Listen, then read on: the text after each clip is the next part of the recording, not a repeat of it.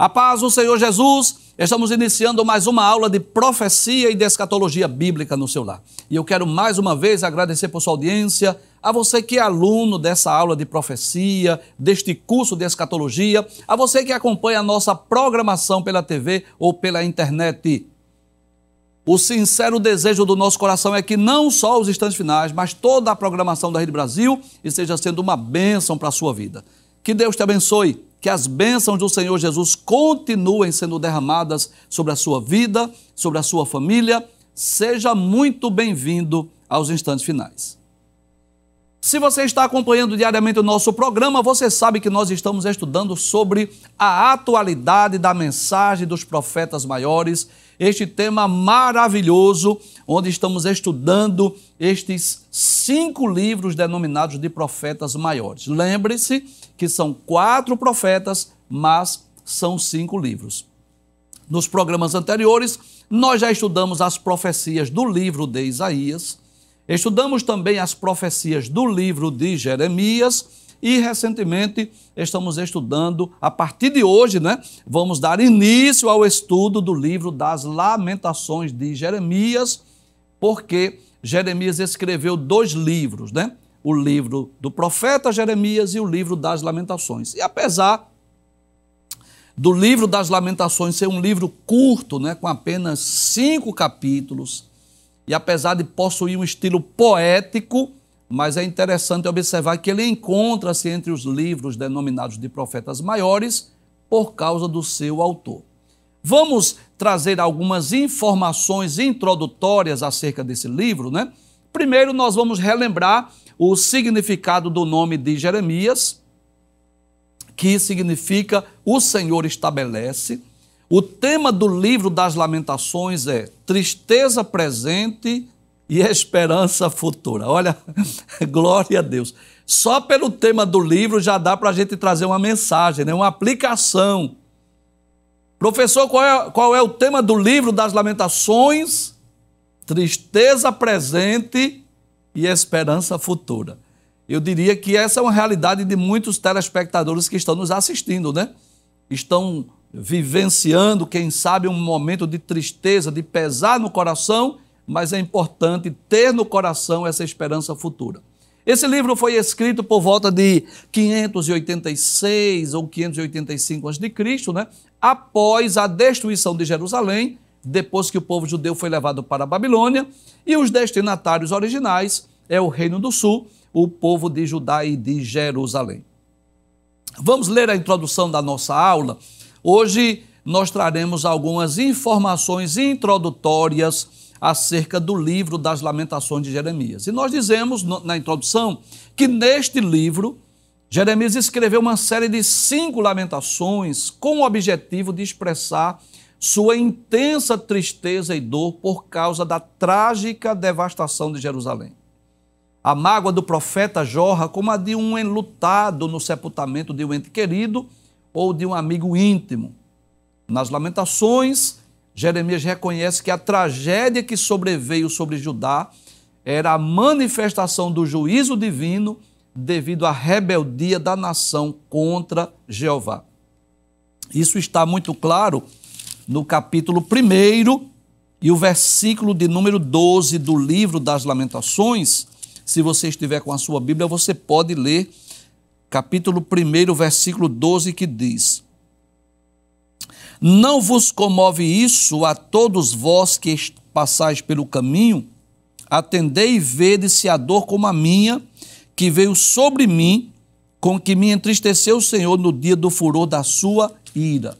Então, essa ira de Deus, nós já sabemos disso, foi por causa dos muitos pecados do povo judeu. Os 52 capítulos de Jeremias, embora Jeremias tenha profetizado a outras nações, como já dissemos no programa anterior, que ele foi uma espécie de um profeta internacional, mas a maioria da profecia de Jeremias foi para o povo de Judá, o povo de Jerusalém. Eu considero a profecia de Jeremias como o último convite de Deus ao povo de Judá para o arrependimento, e pelo fato do povo não ter se arrependido, não ter abandonado suas práticas pecaminosas, o juízo foi inevitável. Voltemos então à introdução da nossa aula. Então nós vamos dizer na introdução que a mágoa do profeta, ela jorra como a de um enlutado no sepultamento de um ente querido ou de um amigo íntimo. E nas lamentações, Jeremias reconhece que a tragédia que sobreveio sobre Judá era a manifestação do juízo divino por causa da rebeldia, da rebelião do povo contra Judá. Mas também revela como o Senhor cumpriu completa e literalmente o julgamento da cidade devido ao povo ter persistido na sua idolatria e rebelião. No capítulo 2, versículo 17, diz: fez o Senhor o que intentou, cumpriu a sua palavra que ordenou desde os dias da antiguidade, derribou e não se apiedou, fez que o inimigo se alegrasse por sua causa, exaltou o poder dos seus adversários. Então, por causa da rebelião veio o juízo. Há ainda um outro texto na nossa introdução, que está no capítulo de número 3, eu quero ler esse texto também, capítulo de número 3, versículos 37 e 38, que diz assim: quem é aquele que diz e assim acontece quando o Senhor o não mande? Porventura da boca do Altíssimo não sai o mal e o bem? O mal e o bem aqui fala exatamente de castigo, juízo ou bênção. Então, o profeta deixa bem claro que o que sobreveio sobre Jerusalém é uma manifestação do juízo divino por causa das práticas pecaminosas. Nós fizemos hoje uma introdução mais extensa, já que nós estamos na introdução do livro das Lamentações. Nós continuamos ainda na introdução dizendo o seguinte, que a rebeldia do povo, a idolatria e a falta de arrependimento deles fez com que Deus punisse os israelitas. Com isso, a cidade de Jerusalém foi invadida e destruída pelos babilônios. O profeta Jeremias, que anteriormente aconselhou a todos a se voltarem para Deus, escreve o livro como forma de lamentar o ocorrido com Jerusalém, reconhecendo os pecados cometidos pelo povo. Assim, aprendemos no livro de Lamentações acerca das consequências e do sofrimento enfrentado pelo povo de Israel ao se rebelarem contra os ensinamentos do Senhor. Tudo isso nos mostra a importância de vivermos voltados para os mandamentos de Deus, como nós veremos a seguir. Então, esse livro, que em certo aspecto ele é poético, o estilo literário dele é muito mais poético do que profético, ele está entre os livros proféticos por causa do seu autor, mas ele traz uma espécie de um choro ou de um cântico fúnebre por causa de tudo que aconteceu com o povo de Judá e com o povo de Jerusalém. Lendo o livro de Jeremias, nós vamos perceber que durante mais de 40 anos, Jeremias foi o porta-voz de Deus para Judá, exortando o povo ao arrependimento, advertindo o povo sobre os perigos do desvio espiritual. Nós lemos várias profecias, nós estudamos vários textos aqui que falam sobre isso. Mas, lamentavelmente, Jeremias foi desacreditado, foi rejeitado, foi considerado como um traidor. E por quê? Porque ele aconselhava a submissão ao rei de Babilônia. E Jeremias não viu apenas a pecaminosidade de Judá, mas ele presenciou o cerco, ele presenciou a invasão estrangeira, o incêndio do templo, a destruição da cidade de Jerusalém e viu os seus compatriotas serem levados para a Babilônia, além de presenciar a morte de muitos judeus. O povo foi levado para o cativeiro em 3 levas sucessivas, de 605 a 586. A primeira foi em 605 a.C., a segunda em 597 e a terceira em 586. Foi nesse período que Jeremias escreveu as suas lamentações e ele mesmo diz: eu sou aquele homem que viu a aflição pela vara do seu furor. Eu diria que as lamentações de Jeremias, elas foram escritas porque o povo não deu crédito à mensagem do livro do profeta Jeremias. Olha que coisa interessante. se o povo de Judá, se o povo de Jerusalém desse ouvido à voz do profeta Jeremias, como os ninivitas deram ouvidos, deram crédito à voz de Deus através de Jonas, o livro das Lamentações não teria sido escrito. Aquele povo, aquela nação seria poupada. Observe que nos dias do rei Josafá, 3 povos se uniram para invadir Judá, para invadir Jerusalém. Isso está no segundo livro das Crônicas, capítulo 20. Você sabe disso. Os amonitas, os moabitas e os edomitas, que são os da montanha de Seir. Como Josafá se humilhou e o povo pôs-se a buscar a Deus, Deus pôs emboscada e deu livramento a Josafá e ao povo de Judá e de Jerusalém. Nos dias do rei Ezequias, foi a vez de Senaqueribe, que havia invadido o reino do norte, levado as 10 tribos para a Síria e agora queria invadir Judá e Jerusalém. E todos nós sabemos disso, que o rei Ezequias pôs-se a buscar a Deus, o povo de Judá se arrependeu, se humilhou diante de Deus e Deus mandou o anjo e destruiu o exército de Senaqueribe. Porém, o povo dos dias de Jeremias, os seus contemporâneos, não deram crédito à voz de Jeremias, preferiram crer na mensagem dos falsos profetas, acreditaram na mentira das falsas profecias e aí não se humilharam, não se arrependeram, não buscaram ao Senhor, de forma que o juízo de Deus foi inevitável. Bem, eu quero chamar a atenção também a outro fato interessante desse livro, é que o livro das Lamentações é um livro acróstico. Se você estiver aí com a sua Bíblia, você pode até conferir, por exemplo, a partir do capítulo 1, né? Versículo 1 tem o nome Aleph, versículo 2 o nome Beit, versículo 3 Gimel, versículo 4 Dalet, versículo 5 Re, versículo 6 Val. Professor, o que significa essas palavras? Aleph, Beit, Gimel, Dalet, Re, Val e etc. Isso são as letras do alfabeto hebraico. Então, nós não percebemos isso por conta da tradução, mas é como se cada verso cada versículo iniciasse com uma das letras do alfabeto hebraico. Para você entender, digamos que o livro das Lamentações fosse escrito na língua portuguesa.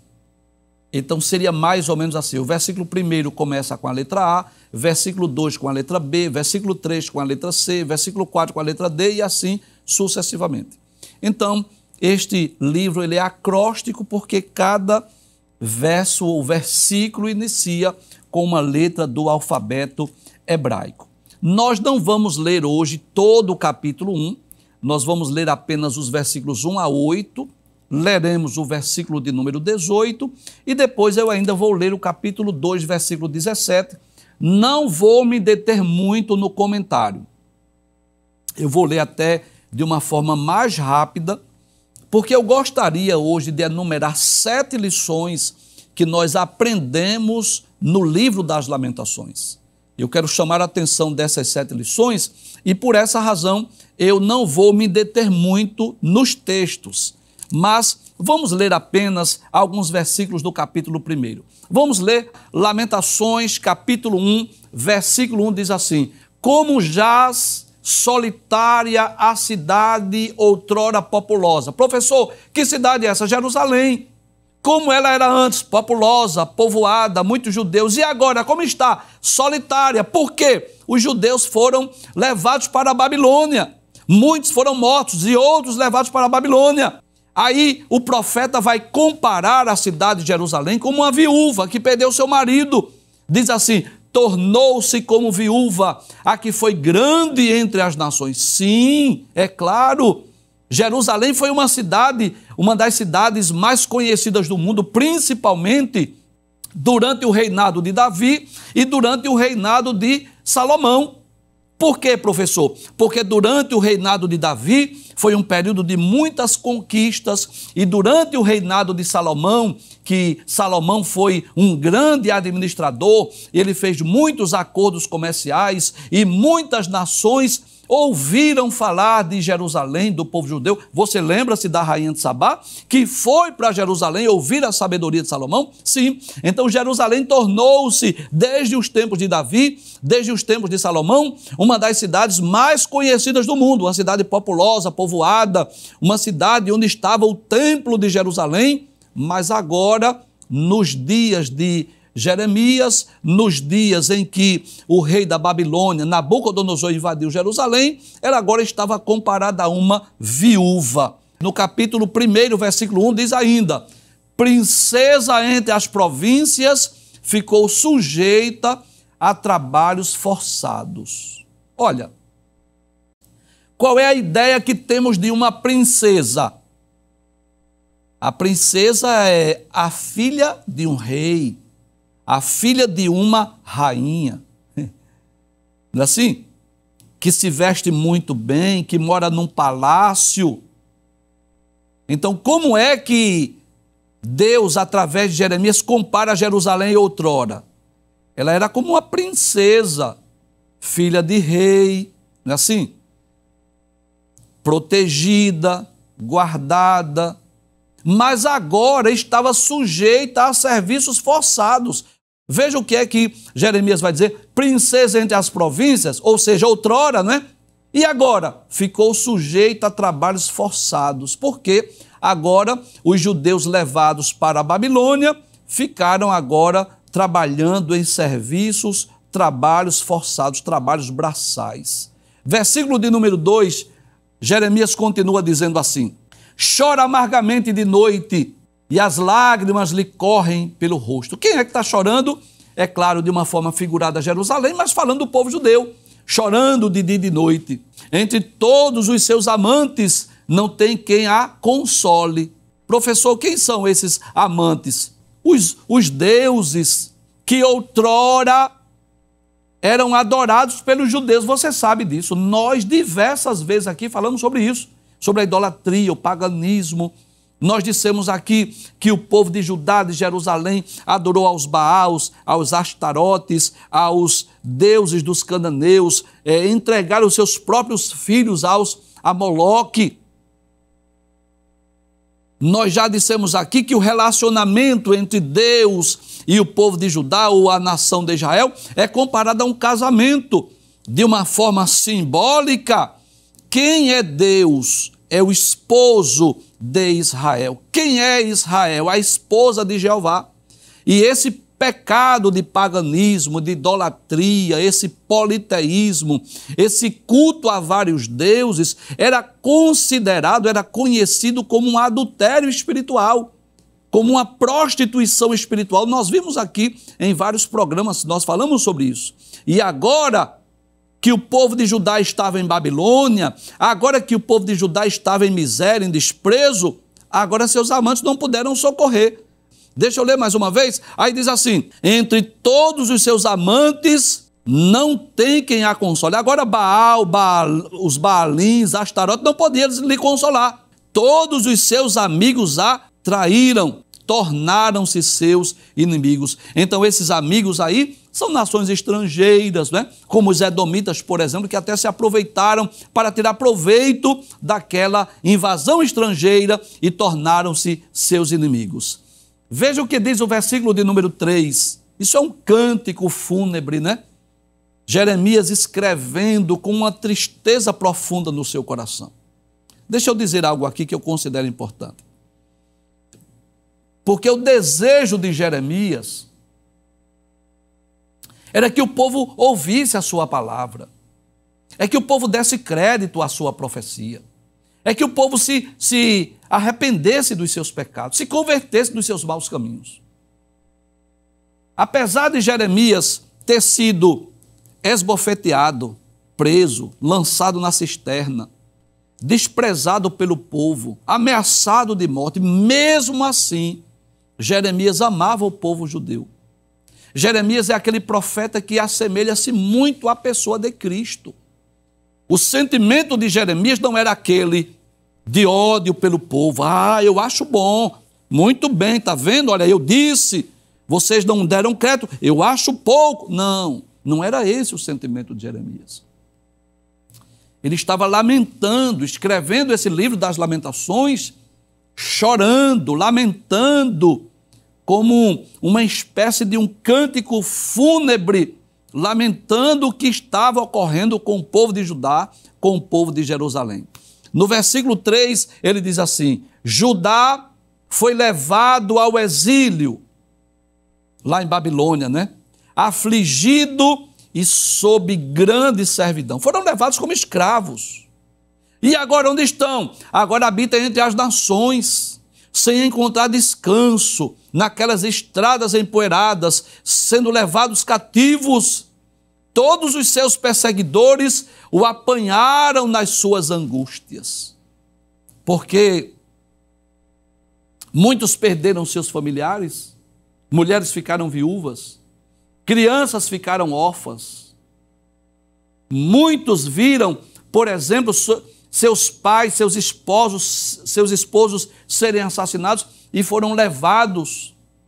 Imagina deixar a sua terra, deixar a sua casa, deixar muitas vezes os seus parentes mortos para trás, sem ter o direito de sepultá-los naquelas estradas. E como se não bastasse ouvir e ver os babilônios ridicularizarem, zombarem. Quantas mulheres não foram violentadas, quantas crianças que perderam seus pais, perderam completamente a esperança do futuro. Esse foi o resultado da nação. Judá foi levado ao exílio, afligido e sob grande servidão. E agora? Agora habita entre as nações, sem encontrar descanso. Todos os seus perseguidores o apanharam nas suas angústias. O versículo 4, Jeremias continua dizendo assim: os caminhos de Sião estão de luto, ou seja, aquelas estradas que levavam a Jerusalém a Sião estão de luto, famílias enlutadas. Por quê? Porque não há quem venha à reunião solene. Não, agora em Jerusalém não existe mais aquelas reuniões solenes, aquelas reuniões para cultuar e adorar a Deus. Todas as suas portas estão desertas. Os seus sacerdotes vivem gemendo. As suas virgens estão tristes e ela mesma se acha em amargura. Então, é como se Jeremias estivesse retratando a angústia do povo, dos sacerdotes, das virgens que anelavam, sonhavam em casar. Quantas delas perderam os seus noivos, perderam os seus namorados naquela batalha e agora perdeu a esperança. Vai sendo levada para uma outra nação. Choro, luto, pranto, pavor, tristeza, decepções, frustrações, agonias. É impossível nós descrevermos aquele sentimento que estava no coração do povo judeu, detalhes pelo fato de não haverem obedecido aos mandamentos divinos. Veja o que diz o versículo de número 5. Jeremias continua dizendo assim: os seus adversários a dominam. Quem? O povo de Babilônia. Os seus inimigos prosperam. Por que prosperam, professor? Porque existem os despojos da guerra. Então eles tomavam para si a prata, o ouro, não é? As armas. Eles estavam ricos agora. Por quê? Porque o Senhor afligiu. Olha aí a causa, olha aí a razão. Por causa da multidão das suas transgressões. Os seus filhinhos tiveram de ir para o exílio na frente dos adversários. Qual é a razão? As transgressões do povo. Posso dizer, sem medo de errar, que este sofrimento poderia ter sido evitado se o povo desse ouvido ou desse crédito à palavra de Deus. No versículo de número 6, ele diz: da filha de Sião já se passou todo o esplendor, aquela glória, aquela beleza. Os seus príncipes ficaram sendo como corços que não acham pasto e caminham exaustos na frente do perseguidor. Olha os príncipes. Quem são os príncipes? Os filhos dos reis, os filhos dos nobres. Como estava agora? Estava como aquela corça. Corços aí é aquele animal que parece um veado, né? Que estava sem água, sem pasto, sem alimento, levado à frente dos seus perseguidores. No versículo 7, Jeremias continua dizendo assim: agora que está aflita E andando sem rumo, sem direção, Jerusalém se lembra de todas as coisas preciosas que teve nos tempos antigos. Ah, quanta coisa eles tinham para lembrar, não é? Lembrar do templo, lembrar das festas, das mesas fartas, aquela terra que mandava leite e mel. E agora, ela se recorda de como o seu povo caiu nas mãos do adversário, sem que ninguém viesse socorrê-la, e como os adversários a viram e deram risada na sua queda. Nem o Egito, nem outra nação puderam socorrê-las, puderam socorrer o povo de Judá e o povo de Jerusalém. No versículo 8, Jeremias continua dizendo: Jerusalém pecou gravemente. Olha aí a razão, mais uma vez, do castigo. Pecou gravemente, por isso se tornou repugnante. Todos os que a honravam agora a desprezam, porque viram a sua nudez, viram a sua vergonha. Ela também geme e se retira envergonhada. No versículo 18, Jeremias diz assim: justo é o Senhor. Olha, Deus é justo. Deus havia dito, Deus havia advertido, Deus havia lembrado, mas eles não creram, não obedeceram. Deus é justo, pois me rebelei contra a sua palavra. Escutem todos os povos e vejam a minha dor. As minhas virgens e os meus jovens foram levados para o cativeiro. Capítulo 2, versículo 17, Jeremias diz assim: o Senhor fez o que tinha em vista, cumpriu a ameaça que pronunciou desde os dias da antiguidade, derrubou sem dó nem piedade, deixou que os inimigos se alegrassem por causa de você e exaltou o poder dos seus adversários. Estes são apenas alguns dos muitos textos de lamento, de choro, de tristeza, descritos, mencionados pelo profeta Jeremias. E esse livro curto, com apenas 5 capítulos, ele nos traz grandes lições. Ele foi registrado, ele foi escrito, ele foi incluso no cânon sagrado porque Deus desejava falar às gerações futuras. E eu gostaria de enumerar aqui ao menos 7 lições que nós podemos aprender com o livro das Lamentações de Jeremias. A primeira lição é que Deus não é ocupado pelo sofrimento do povo.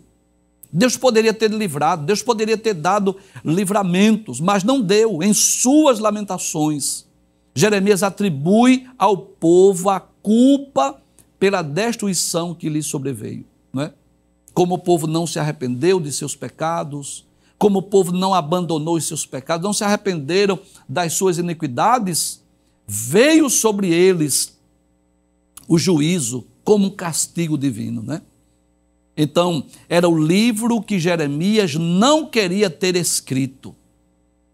Como nós já dissemos aqui, se o povo tivesse ouvido, desse crédito à voz de Deus, o perigo teria sido evitado. O sofrimento, as dores teriam sido evitadas. E essa história se repete nas páginas da Bíblia. Se o povo tivesse dado crédito às palavras de Moisés, não teriam sido levados para o cativeiro assírio e babilônico. Se o povo tivesse dado crédito, por exemplo, às palavras de Deus, buscado, se arrependido, se humilhado diante do Senhor, abandonado suas práticas pecaminosas, o mal poderia ter sido evitado. Mas, infelizmente, o povo rejeitou as palavras de Deus através de Jeremias. A segunda lição é que a situação trágica de Judá, o que foi? Foi uma consequência dos seus pecados, dos seus erros. Dentre os muitos pecados de Judá, nós vamos destacar 3 aqui. A extrema corrupção, principalmente por parte da liderança. Lendo o livro de Jeremias, nós vamos perceber que Jeremias combateu não só o pecado do povo, mas o pecado dos sacerdotes, o pecado dos reis, o pecado dos profetas. Então, a pecaminosidade da nação, principalmente da sua liderança política e religiosa. Em segundo lugar, a confiança do povo em promessas, em acordos políticos, em vez de confiarem em Deus, em vez de depositarem no Senhor a sua confiança, eles confiavam no Egito, eles confiaram em alianças políticas. E em terceiro lugar, o paganismo, a idolatria, a adoração a Baals, a Baalins, a Astarote, nós vamos perceber que isso provocou a ira divina, resultando no cativeiro babilônico, como Deus havia predito. A terceira lição que nós destacamos desse livro é que foi Deus que entregou o povo nas mãos dos inimigos. O povo não foi para a Babilônia por causa do poderio do exército de Nabucodonosor. Não foi por causa das estratégias de guerra de Nabucodonosor. Não, foi Deus que entregou. Nas suas lamentações, Jeremias diz que foi o Senhor que entregou o povo judeu nas mãos de nações inimigas. Diversas vezes. Isso está muito claro nas páginas da Bíblia. Diversas vezes Deus permitiu, Deus fez com que nações inimigas fossem usadas para castigar o seu povo. Por exemplo, isso ocorreu muitas vezes no tempo dos juízes. Se lermos o livro dos juízes, nós vamos perceber aquele ciclo vicioso. Todas as vezes que os filhos de Israel pecavam, Deus entregava nas mãos de nações estrangeiras. E mais uma vez foi Deus que entregou os filhos de Judá, de Jerusalém, nas mãos de Nabucodonosor. Não significa dizer que Deus tem abandonado por completo o seu povo, sim. Não significa dizer agora que Deus não tem mais nenhum pacto ou aliança com o povo judeu. Não, não é isso que significa. Mas significa dizer que essas nações foram instrumentos de Deus para punir, para castigar o seu povo, para que eles reconhecessem seu erro, seu pecado. A Babilônia, por exemplo, foi um instrumento divino para curar o povo de Deus da idolatria. Aqueles 70 anos de cativeiro serviu exatamente para isso, para que o povo abandonasse seus deuses, seus ídolos, seus Baals, seus Baalins, seus Astarotes, os deuses adorados pelos cananeus, e se voltassem para Deus. Uma outra lição que nós aprendemos é que Jeremias conclama o povo à oração. Sim, em meio ao sofrimento, em meio ao castigo, em meio ao juízo, o povo deveria recorrer ao Senhor. Capítulo 2, versículo 19, ele diz: levanta-te, clama de noite ao princípio das vigílias, derrama o teu coração como águas diante da face do Senhor. Levanta a ele as tuas mãos pela vida de teus filhinhos que desfalecem de fome à entrada de suas ruas. Mais do que nunca, a nação carecia do favor divino e por isso deveria recorrer a Deus em oração. É claro que nós sabemos que o crente deve orar em todo o tempo. A Bíblia deixa bem claro que nós devemos orar sem cessar, mas eu diria, principalmente em momentos de crise, em momentos de perseguições, de aflições, de dissabores, de noites escuras, em meio ao luto, em meio ao pranto, nós devemos recorrer a Deus em oração. Jeremias não apenas lamenta pelo fato ocorrido, mas ele convoca, ele convida, ele chama o povo para buscar a Deus em oração.